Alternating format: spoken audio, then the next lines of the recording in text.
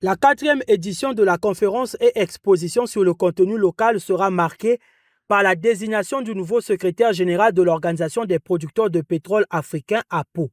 Après 2 mandats pleins, le docteur Omar Farouk Ibrahim, qui s'apprête à quitter ses fonctions, laisse un projet avancé de Banque africaine de l'énergie pour soutenir le financement énergétique sur le continent.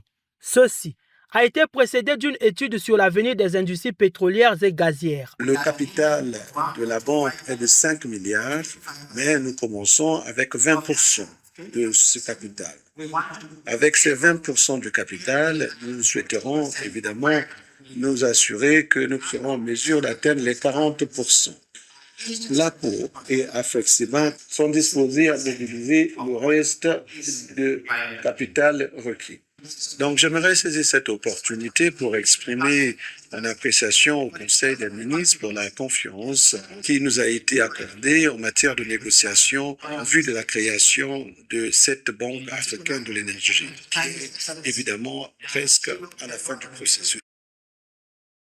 Au cœur des débats, l'amélioration de l'approvisionnement local en biens et services de qualité et le renforcement de la participation africaine dans l'industrie pétrolière et gazière. S'inscrivant dans le cadre du Conseil des ministres de l'APO, la conférence met un accent particulier sur le contenu local que tous les intervenants reconnaissent comme une priorité à laquelle des actions concrètes sont déjà engagées.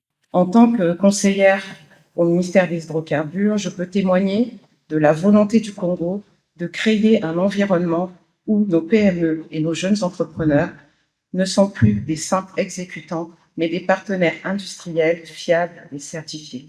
Notre agence nigériane est disposée à apporter son appui à l'agenda de développement de contenu local de l'APO. Ceci se manifeste à travers l'appui, mais aussi le partage de connaissances et en matière d'harmonisation de politique.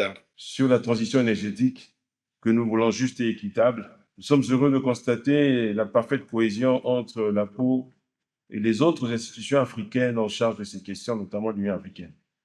Nous sommes heureux de constater la parfaite cohésion du discours de l'APO avec celui de tous nos chefs d'État. Créée en 1987 à Tripoli, en Libye, l'APO compte actuellement 15 États membres.